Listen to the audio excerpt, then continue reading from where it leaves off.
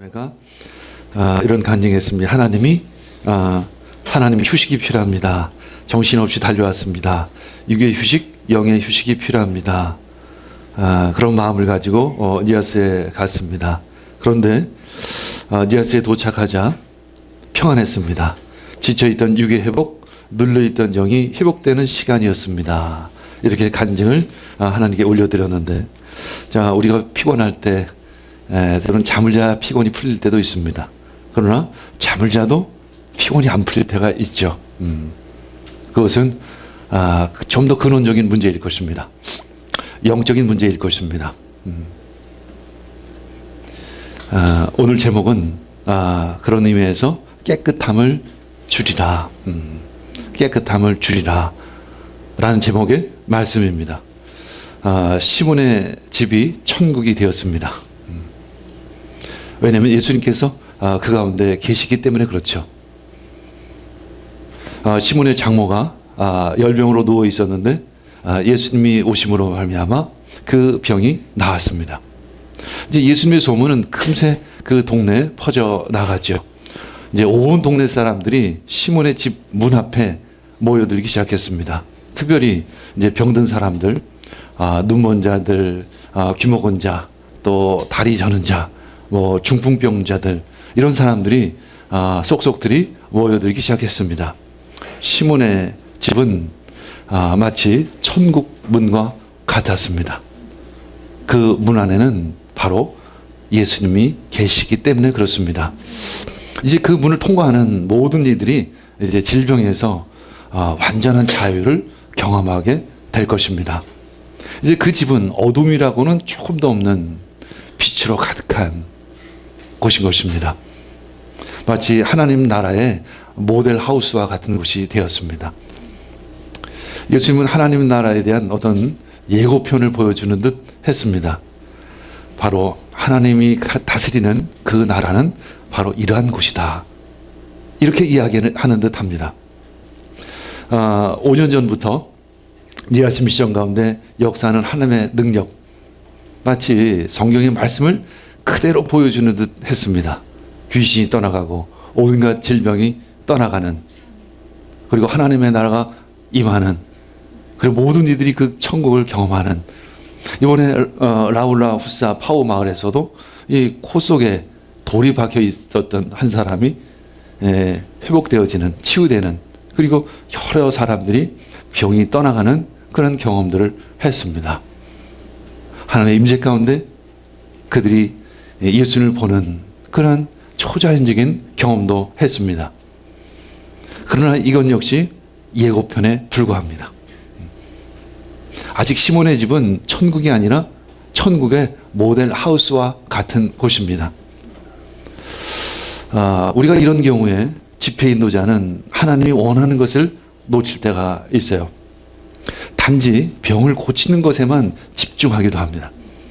때로 하나님이 주신 그 성령의 은사에 스스로 도취가 되기도 합니다. 그 증상에 눈이 팔리기도 하는 것이죠. 단순히 그 현상에만 마음을 뺏기는 경우가 자주 있습니다. 그러나 니아스 미션의 집회 가운데 역사는 하나님의 능력만이 아니라 이제는 가나안 정시를 통해 그들의 생각이 깨지고 삶이 회복되어지는 것까지 가야 하는 것입니다. 그리고 온 니아스로 그 복음이 전해져야 하고 온 인도네시아를 향해 그 말씀이 전해져야 하는 것입니다. 그것이 하나님의 뜻이고 하나님의 계획인 것입니다. 가끔 우리에게는 자기 도취적인 신앙이 있습니다. 그래서 현실을 회피합니다. 현실을 외면합니다. 그리고 숨어버립니다. 신앙이란 이름 안에 숨어버리는 것이죠. 그러나 신앙인은 현실을 아주 분명히 똑똑히 보는 사람입니다. 그리고 분별력을 가지고 보는 사람인 것입니다. 단지 보는 관점이 다를 뿐이죠. 전에는 내 눈으로 보았다면 이제는 하나님의 눈으로 바라보는 것입니다. 예수님은 자기 도취에 빠지지 않으셨습니다. 무리들이 모여들기 시작했지만 그 사람들에게 마음을 뺏기지 않았습니다. 예수님의 초점은 오직 하나님이었습니다. 하나님이 무엇을 원하실까? 다음 단계 하나님은 원하시는 것이 무엇일까? 그래서 예수님은 그것을 구하기 위해 기도의 자리로 나아가시는 것입니다. 사람에게 초점을 맞추는 것이 아니라 예수님은 항상 하나님께 초점을 맞추고 계셨습니다. 도대체 하나님의 뜻은 무엇이 있을까? 하나님이 원하시는 다음 단계는 도대체 무엇일까? 35절 읽겠습니다. 아주 이른 새벽에 예수께서 일어나서 외딴 곳으로 나가셔서 거기에서 기도하고 계셨습니다. 사람들이 그 시몬의 집 문 앞에 몰려드는 가운데 예수님의 인기가 폭발적으로 커지는 가운데 예수님은 새벽 한 서너 시쯤 일어나셔서 아무도 없는 곳을 찾으셨습니다. 그리고 기도하셨습니다. 기도하고 계셨다라는 것은 미완료형 형태로 사용하고 있어요. 그래서 이 의미는 계속 기도하셨다는 것을 의미합니다. 상당한 시간 동안 기도하셨다는 것을 의미합니다. 어쩌면 예수님은 그분의 사역 내내 기도하셨을 것입니다. 순간순간 그분은 기도하셨습니다. 하늘의 뜻이 무엇일까? 내 다음 발걸음은 어떻게 뛰어야 할 것인가? 내가 어떤 말씀을 저들에게 전해야 할 것인가? 수시로 주님은 하나님께 질문을 했던 것입니다. 외딴 곳이라는 것은 어떤 환경에 지배를 받지 않는 곳을 의미합니다. 이른 새벽은 아무것도 보이지 않는 오직 하나님만 바라볼 수 있는 그러한 시간인 것입니다. 우리는 그런 시간을 찾아야 하는 것입니다. 그래서 예수님께서는 우리에게 말씀하셨죠. 골방에 들어가서 기도하라는 것입니다. 누구에게도 방해받지 않고 어떤 환경이나 상황에도 방해받지 않는 그곳에 가서 주님을 만나라는 것입니다. 우리에게는 오직 주님만을 바라보고 주의 음성만을 들을 수 있는 그런 시간과 그런 장소가 필요한 것입니다. 그래서 여러분들도 여러분 삶 속에서 구별된 시간, 구별된 곳을 한번 찾아보시길 바랍니다. 어떤 분은 백화점에서 일을 하시는 분인데 자기만의 공간을 한번 찾아봤다고 합니다. 자, 쉽지는 않겠죠. 그러나 그 층계 밑 한쪽 구석이 아무도 없는 곳, 사람들의 눈길이 미치지 않는 곳이었습니다. 그래서 매일 그곳을 찾아서 그곳에 앉아서 하나님께 기도했다고 하는 간증을 들었습니다. 그것이 바로 기도의 처소인 것입니다. 그것이 바로 하나님을 만나는 장소가 되어지는 것입니다. 여러분들도 그런 장소를 찾을 수 있을 것입니다. 여러분들도 그런 시간을 만날 수 있을 것입니다. 이제 세상의 소리가 아닌 하나님의 음성을 들을 수 있어야 하는 것입니다. 요즘에 매일 아침마다 화, 수, 목 아침 기도회를 갖고 있습니다. 주님께서 저에게 말씀하셨습니다. 그 아침 기도회를 통해 부흥을 주신다는 약속을 하셨습니다. 그런데 이상하게 오시는 분들만 오세요. 그 아침 기도회가 그렇게 크게 부흥되는 것을 보지 못합니다. 제가 퀘션을 가졌습니다. 근데 며칠 전에 그것을 깨달았습니다. 부흥은 이 아침 기도를 통해서 우리 교회 전체 가운데 부흥을 주시는구나 라는 것을 깨닫게 되었습니다. 아침 기도회는 하나의 통로였던 것입니다. 마치 시몬의 집이 천국의 통로였던 것처럼 이 아침 기도회는 부흥의 통로의 역할을 하는 시간이구나 라는 것입니다. 그렇습니다. 우리들 기도의 시간은 부흥의 통로인 것입니다. 천국을 향하는 문이 되어질 것입니다. 예수님께서 무릎 꿇고 기도하십니다. 그때 하나님 아버지가 그 아들 예수께 이렇게 말씀하셨을 것입니다. 그것을 떠나라. 사람들을 바라보지 말아라. 초점을 더 넓은 곳, 더 먼 곳을 바라보아라. 그곳을 떠나 온 갈리로 가라는 것입니다. 머물지 말라는 것이죠. 가버나움이 다가 아니라 온 땅이 회복되는 것이 나의 뜻이란다. 이렇게 말씀하셨을 것입니다. 가버나움은 천국의 모델하우스지 천국은 아니었던 것입니다. 예수님은 그 천국을 세우기 위해 온 갈리로 이제 복음을 전하기 시작을 합니다. 그러나 그 시몬, 그 제자 시몬과 그 일행은 예수님의 마음을 알지 못했습니다. 그저 몰려오는 사람들에게 관심이 집중되어져 있었죠. 36절, 37절 읽겠습니다. 그때 시몬과 그의 일행이 예수를 찾아 나섰다. 그들은 예수를 만나자 모두 선생님을 찾고 있습니다 하고 말하였다. 그래서 제자들이라는 표현을 쓰지 않습니다. 그냥 시몬 그리고 그의 일행들이 예수를 찾았다는 것이죠. 몰려드는 사람들에게 그들은 관심이 집중되어져 있었습니다. 그래서 그들은 아주 성가실 정도로 예수님을 찾아다녔던 것입니다. 아무도 없는, 아무도 모르는 장소에 가서 기도하고 계셨는데 한참 기도가 깊이 들어가는 가운데 시몬과 그 제자 일행이 예수님을 부르는 것입니다. 예수님, 예수님, 지금 기도할 때입니까? 저 무리들이 저렇게 몰려오는데 빨리 치료하셔야죠. 지금 이 일이 급하지 지금 기도할 때입니까? 그들은 기도할 때와 일할 때를 구별하지 못했습니다. 우리는 아무리 바빠도 기도해야 하는 것입니다. 특별히 하나님의 일은 그것은 사실은 일이 아닌 것입니다. 그것은 기도이고 그것은 예배인 것입니다. 예수님은 사람들이 자신을 기적해가는 선지자로 보여지기를 거부했습니다. 예수님은 하나님의 음성을 듣자마자 그 자리를 박차고 일어납니다. 그리고 다른 지역으로 가는 것입니다. 다른 빌리지로 가는 것입니다. 우리 리아스에서 힐리자루타노에서 시작한 그 집회를 그 다음에 라울라후사 마을 또 힐리나무자와 라울라후사 파오 여러 빌리지로 향해 복음을 전하는 것과 같은 것입니다. 38절, 39절 읽겠습니다. 예수께서 그들에게 말씀하셨습니다. 가까운 여러 곳으로 가자. 거기에서도 내가 말씀을 선포해야 하겠다. 나는 이 일을 하러 왔다. 예수께서 온 갈릴리와 여러 회당을 두루 찾아가셔서 말씀을 전하고 귀신들을 쫓아내셨습니다. 예수님께서는 그 가버나움에 머무르지 않으시고 이제 온 갈릴리와 여러 회당을 두루 찾아가셔서 말씀을 전하셨다고 기록하고 있습니다. 예수님은 우리에게 질문하십니다. 너희는 내가 이 땅에 온 이유가 무엇인지 아느냐? 우리는 그것에 대한 분명한 답을 알고 있어야 하는 것입니다. 예수님은 단지 우리들의 병을 고치기 위해서만 오신 것이 아닙니다. 예수님은 단지 우리들에게 어떤 좋은 말씀을 아주 명설교를 전하기 위해서만 오신 것도 아닙니다. 우리들의 삶의 지침만을 가리키기 위해서 오신 것도 아닌 것입니다. 예수님은 하나님의 나라를 전하기 위해서 오신 것입니다. 그리고 하나님은 또 우리에게 질문하십니다. 네가 이 땅에 온 이유가 무엇일까? 우리가 이 땅에 태어난 이유가 무엇인지를 우리는 알아야 하는 것입니다. 하나님이 주신 나의 비전과 소망과 목적이 무엇인지를 알아야 하는 것이죠.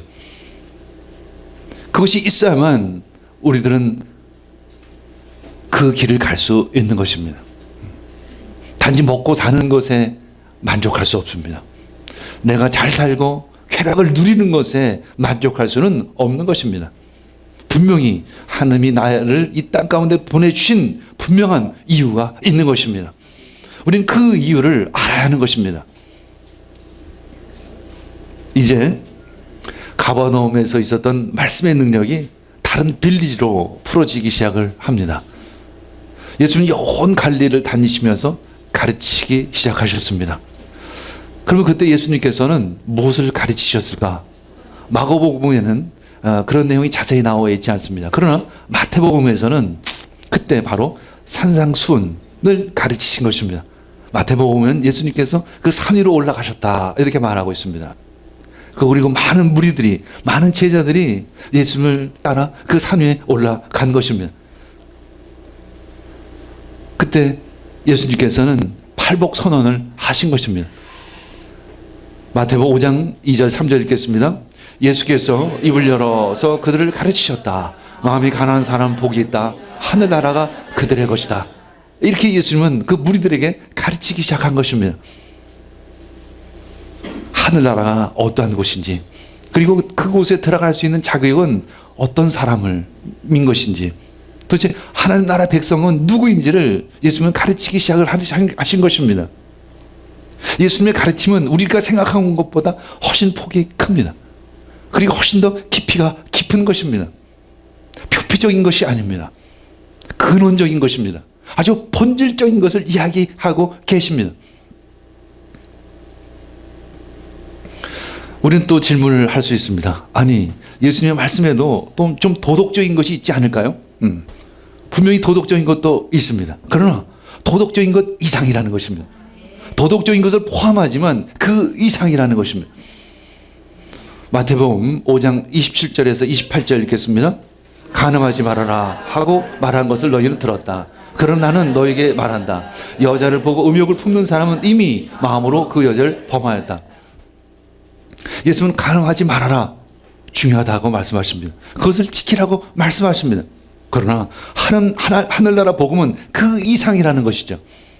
그 이상이라는 것입니다. 그때 우리는 질문합니다. 아니, 도대체 그 죄의 마음조차 갖지 말라는 것이 나에 가능할 것인가? 남의 것을 훔치고자 하는 마음조차 갖지 말라고 하시는데 그것이 도대체 가능할까? 이런 질문을 하는 것입니다.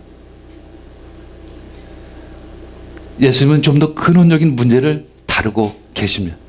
좀 더 본질적인 이야기를 하고 계시는 것입니다. 우린 위장병이 걸립니다. 배가 아픕니다. 그럼 병원을 갑니다. 약을 먹어요. 위장병 약을 먹습니다. 한 2, 3일 먹고 나면 그 위장병이 낫습니다. 한 일주일 지나면 도로 위장병이 재발을 합니다. 다른 병원을 찾아가죠. 그때 그 의사가 말합니다. 당신의 식습관을 고쳐보십시오. 그래서 진짜 집에 가서 식습관을 고쳐봅니다. 짠 것도 덜 먹고 매운 것도 덜 먹고 규칙적인 식생활을 합니다. 그랬더니 약을 안 먹음에도 불구하고 그 위장병이 깨끗이 나아버렸습니다. 좀 더 근본적인 문제인 것입니다. 복음은 우리들이 좀 더 근원적인 문제를 다루고 있다는 것입니다. 허리가 자꾸만 아픕니다. 가서 한의원에 가서 침도 맞습니다. 한약도 먹습니다. 잠시는 난 것 같아요. 며칠 지나면 또 허리가 아픕니다. 어떤 의사가 말합니다. 운동을 한번 해보세요. 그래서 운동을 해보았습니다. 그랬더니 진짜 조금씩 낫기 시작하더니 다시는 그 허리병이 재발하지 않는 것입니다. 좀 더 근원적인 문제를 다루는 것이죠. 우리는 그런 분들을 명의라고 얘기합니다. 예수님은 명의 중에 명의이십니다. 가끔 우리는 이런 말 합니다. 그건 영적인 문제야. 영적인 문제야. 그 의미는 좀 더 근원적인 문제라는 것이죠. 죄의 문제 혹은 하나님과의 관계의 문제라는 것입니다. 예수님은 간음죄를 짓지 않도록 하는 것 이상으로 간음죄를 짓는 그 근원을 찾아 멸하기 위해서 오셨다는 것입니다. 그 죄를 짓는 그 근본 원인이 도대체 무엇일까라는 것입니다. 예수님은 그것을 아시고 그것을 멸하기 위해서 오신 것입니다. 요즘엔 자그마한 교회에서 단순히 마음의 문제만을 다루는 경우가 있습니다. 좀 중요합니다. 그러나 그것보다 좀 더 근원적인 문제로부터 시작을 해야 하는 것이죠. 단순히 우리 몸의 질병을 낫게 하는 것이 문제가 아니라 그 질병을 유발하는 그 원인, 더 깊은 원인을 찾아서 그것을 해결해야 하는 것입니다. 그것이 바로 교회가 해야 할 일이고 바로 예수님이 했던 그 일이었던 것입니다.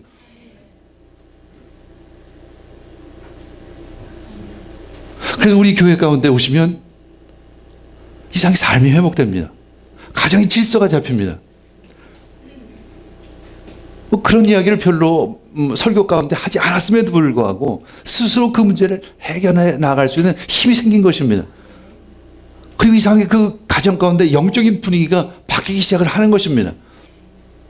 자연스럽게 그 질서가 회복되어지는 것이죠. 가정이 재창조되어지는 것입니다.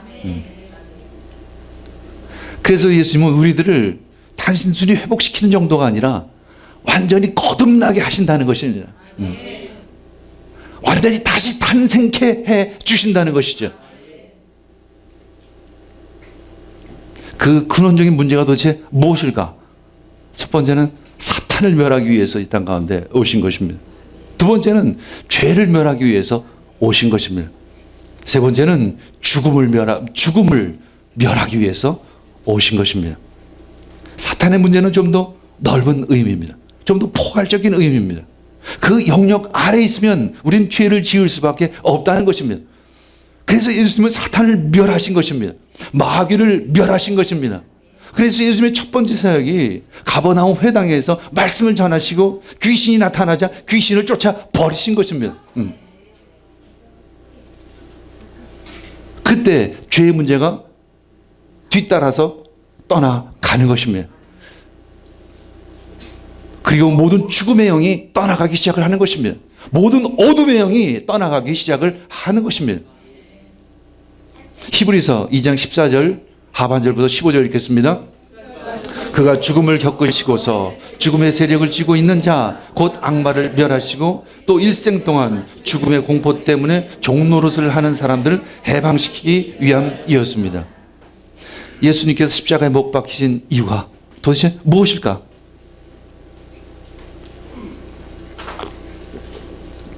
예수님은 좀 더 근원적인 문제를 해결하기 위해서 십자가에 못 박히신 것입니다. 죽음의 세력을 쥐고 있는 그 악마를 멸하기 위해서 오신 것입니다.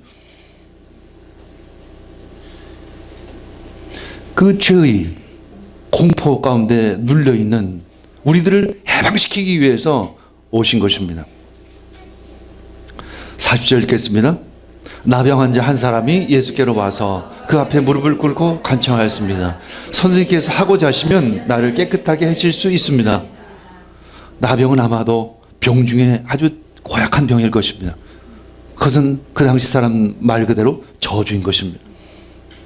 단순한 질병 이상으로 특히 전염성이 있기 때문에 사회에서 격리될 수밖에 없는 병인 것입니다. 요즘 EBS에서 영화 배너를 재방영했습니다. 그 영화에 이런 장면이 있죠. 유다 배너가 주인공이죠. 그 어머니와 누이 동생이 나병에 걸렸습니다. 그리고 나환자 골짜기에 있는 것을 발견하게 됩니다. 이제 배너는 어머니 동생을 데리고 이제 마지막 희망을 걸고 예수님을 찾아갑니다. 그런데 마침 그때 예수님은 빌라도에게 십자가형을 받고 골고다 언덕으로 올라가던 차였습니다. 유다 배너는 예수님을 알아봅니다. 전에 유다 배너가 노예로 팔려갔을 때 지쳐 죽기 전에 물 한 모금을 주신 분이 있었습니다. 그분 때문에 그 배너는 목숨을 유지할 수 있었습니다. 그분이 바로 그 예수였습니다. 그는 예수가 십자가에 못 박히는 순간까지 따라가 그분의 말씀을 듣습니다. 그리고 십자가 위에서 이해할 수 없는 말을 합니다. 아버지, 저 사람들을 용서하여 주십시오. 저 사람들은 자기네가 무슨 말을 하는지를 알지 못합니다. 이 배너는 깜짝 놀랍니다. 어떻게 자기를 못 박은 그 사람들을 용서할 수 있을까? 그 배너는 자신의 가정을 몰락시킨 그 원수를 지금까지 복수하기 위해 전전긍긍하면서 분노에 찬 삶을 살아왔었던 것입니다. 그런데 그 죄 없으신 그분은 자신을 못 박은 그들을 향해 용서를 구했던 것입니다. 배는 그 예수님의 그 십자가를 통해 구원을 본 것입니다. 천국을 본 것입니다.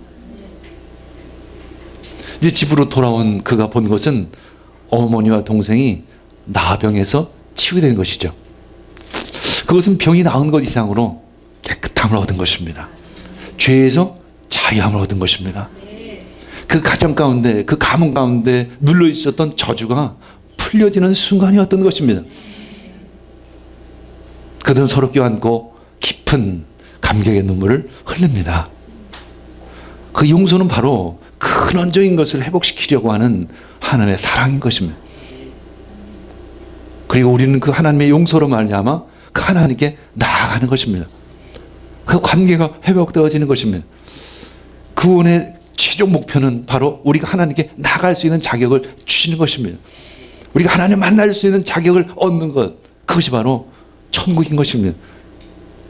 천국이 무엇이냐고 질문한다면 하나님을 만날 수 있는 곳입니다. 하나님을 만날 수 있는 곳입니다. 마음껏 만날 수 있는 곳입니다. 방해받지 않고 누가 어떤 상황에도 방해받지 않고 그 하나님을 만날 수 있는 곳입니다.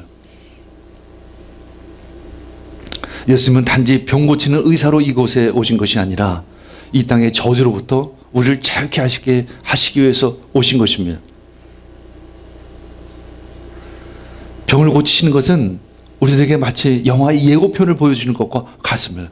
하나님의 나라는 바로 이런 것과 같죠.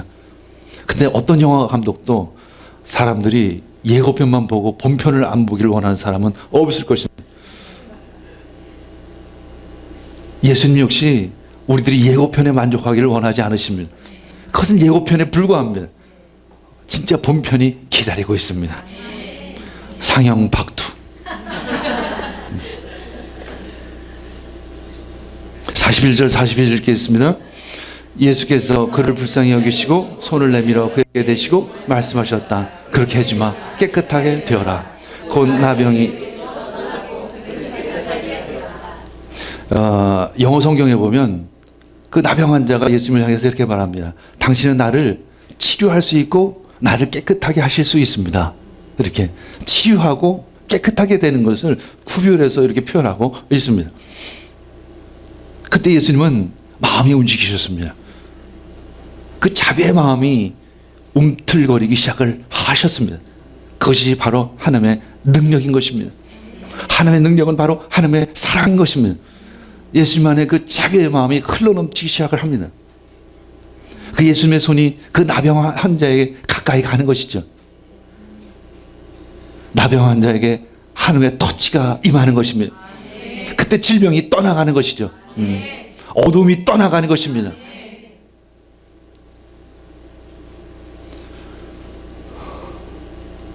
그리고 예수님께서 말씀하십니다. 그렇게 하지 마. 깨끗하게 되어라. 그것은 병이 나는 것 이상으로 깨끗하게 되는 것입니다. 죄에서 자유함을 얻는 것입니다.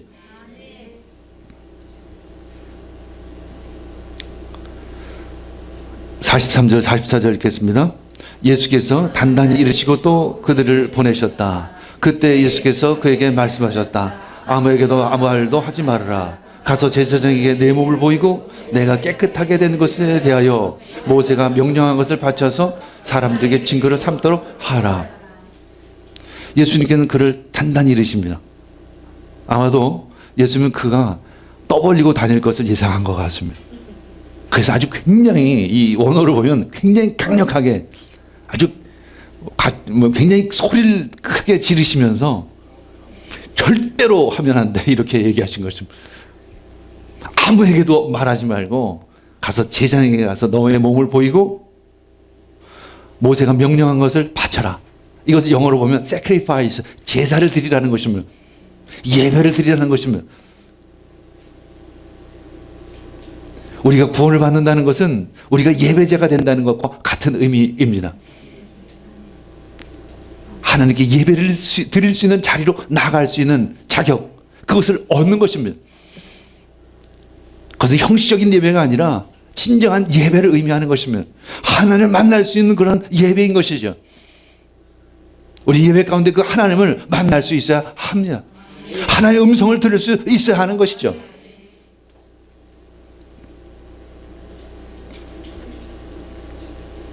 (45절) 읽겠습니다. 그러나 그는 나가서 모든 일을 널리 알리고 그 이야기를 퍼뜨렸다. 그러므로 예수께서는 드러나게 동네로 들어가지 못하시고 바깥 외딴 곳에 머물러 계셨다. 그래도 사람들이 사방에서 예수께로 모여 들었다. 역시 그러나 예수님께서 예상한 대로 그는 떠벌리기 시작했습니다. 모든 일을 다 알려버리고 말았습니다. 예수님께서 활동하는데 참 지장이 많게 된 것이죠. 한마디로 그러나 하나님 나라의 확장은 누구도 막을 수 없다는 것입니다. 우리가 하나님의 일을 할 때 복음은 전해질 수밖에 없는 것입니다. 하나님의 나라는 더 큰 힘으로 뻗어 나가게 되어지는 것입니다. 왜냐하면 하나님의 나라는 강력한 힘을 가지고 있기 때문에 그럴 것입니다. 성령의 능력은 어떤 핵폭탄보다도 강력한 힘을 가지고 있는 것입니다. 그래서 어떤 인간도 그것을 막을 수 없는 것입니다. 그 치유와 그 회복은 우리 가정까지 임할 것입니다. 아주 강력한 힘을 가지고 임할 것입니다. 예수님은 해결하기 위해서 이 땅 가운데 오신 것이 아닙니다. 단순히 가난, 단순한 질병, 그 이상의 이유로 예수님은 이 땅 가운데 오신 것입니다. 물론 그 모든 것을 포함합니다. 나의 문제를 포함해서 모든 인류의 짐을 대신 지시기 위해서 오신 것입니다. 질병의 문제를 포함해서 그 모든 저주의 근원인 사탄을 물리치기 위해서 이 땅 가운데 오신 것입니다. 그리고 못 박히신 것입니다. 이 세상을 좋은 사람으로, 착한 사람으로 살아가는 도덕을 가르치는 것 이상으로 하나님의 말씀, 하나님 나라의 법, 하나님 나라의 백성으로서의 자격을 우리들에게 주시기 위해서 오신 것입니다.